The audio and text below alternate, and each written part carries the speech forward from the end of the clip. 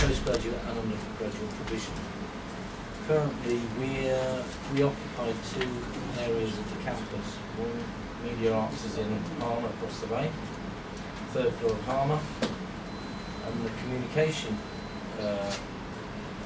subject is housed in the new building in Furnivall. And occupies third of that building. So that's my kind of, if you like, client spread. I'm just keeping the audience. All right, Chris has, in a sense, two hats. This is interesting. Probably might be of interest. You might not be. I don't know. Is that Chris is head of another department, a colleague, assistant department, art and design, which mainly takes the design subject group, the fine art subject group, and the DTE, Design for Technology and Education subject group. There's some changes there that might be of interest in terms of subject group arrangement, but in terms of course provision, it's looking at graphics, furniture design, product design,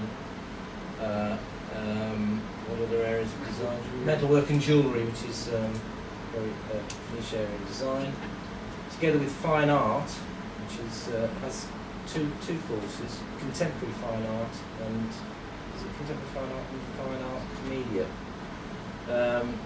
Again, and a very neat little subgroup of DT, Design Technology Education, which specialises in teacher training for designers.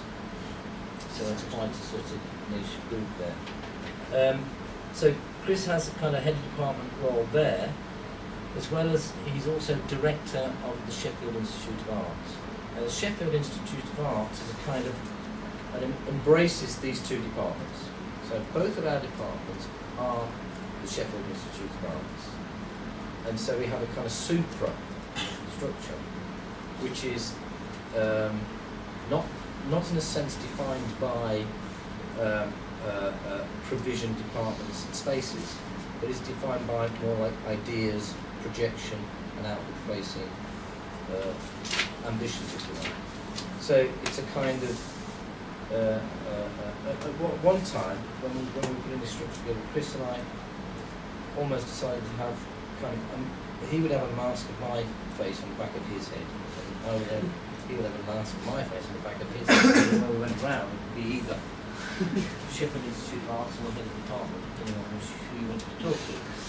It came to a more kind of convenient arrangement whereby. Fantastically well, until just recently we realised you've got to divide up the money between us. Yes. Suddenly it all goes out the window. It was all working wonderfully collegially until the moment of truth came, when we realised what really departments were about. I get more money. The management of scarce resource. And actually, although I'm head of Institute of Arts, because I'm the oldest, in 3 years' time, Jeff will get the job. Because I'm the youngest. And it might be interesting just to reflect, well, we're waiting for the computers to decide it's really going to work for us. It might be interesting to reflect on, Jeff mentioned we have this thing called the Design Technology Education group, which is quite a small subject group, runs a couple of undergraduate courses and some postgraduate courses. It's essentially training teachers in secondary education. We're going to, how many of you did product design or one of those sorts of subjects at school? Yes, it's all that. And what's interesting is that has been an industry, if you like. Teacher training in that area has been an industry in decline because, you may not know this, but teacher education has moved out of universities. It's become less theoretical, more hands-on.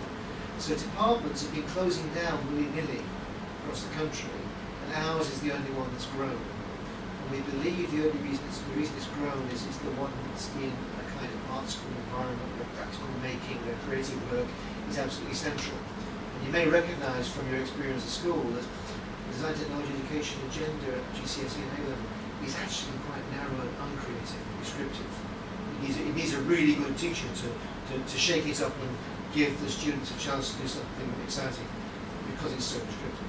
So we're quite proud of the fact that we're keeping the flag for creativity in this area, and that the people who are really part of the education department at the university, completely separate to faculty at the university, hold on tenaciously to their location within the Institute of Arts because they know it is what gives them the edge in the country. So it's quite a nice illustration of the power of the art school idea.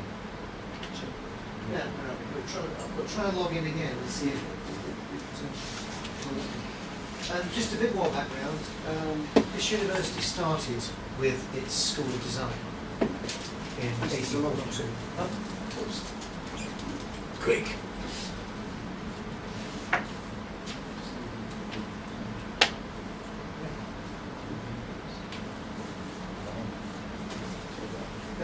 This university started with a School of Design, which then became a School of Art in the 1840s.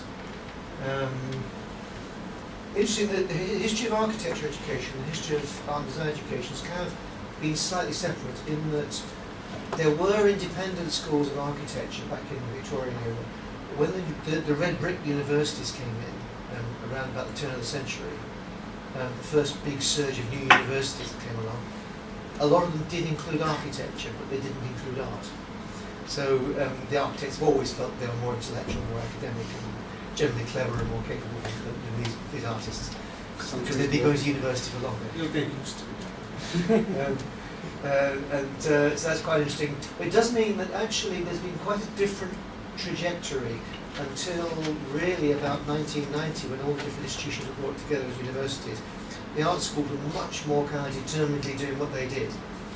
And what's interesting about our art school, if you call it that, the thing that Jeff and I used to talk about, is that it's been a kind of best kept secret. Other universities have had, well, for instance, in Birmingham, you have the Birmingham Institute of Art and Design, which is part of what is now Birmingham City University, but has always had its own building, its own website, its own brand, its own culture, very clearly.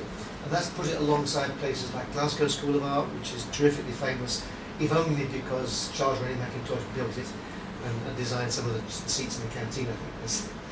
Or the window frame, isn't it? They're still training on that, which shows the power of architecture, isn't it? And what is now the University of Arts in London, which was a collection of independent art schools, and the Royal College of Art, of course, which is a postgraduate institution. So there's a mixture of independent art schools still, who have a terrific international reputation, because it's a good old British brand. And this version. Yeah. I'm just talking to fill the spaces on the thing. The computers do what they go through.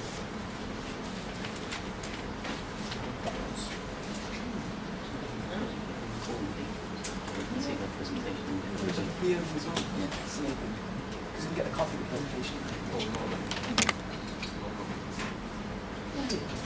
Okay, so do you want to sort of take this on? Can you just tell me Go to the front.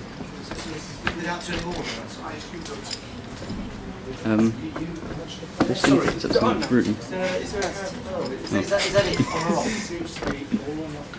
This is why we need people to really think about the design of university buildings and learning buildings, isn't it true?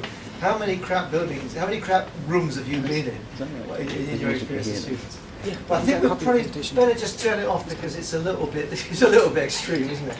And I'll try and talk to you about this. Okay, so this is just a few slides I put together to explain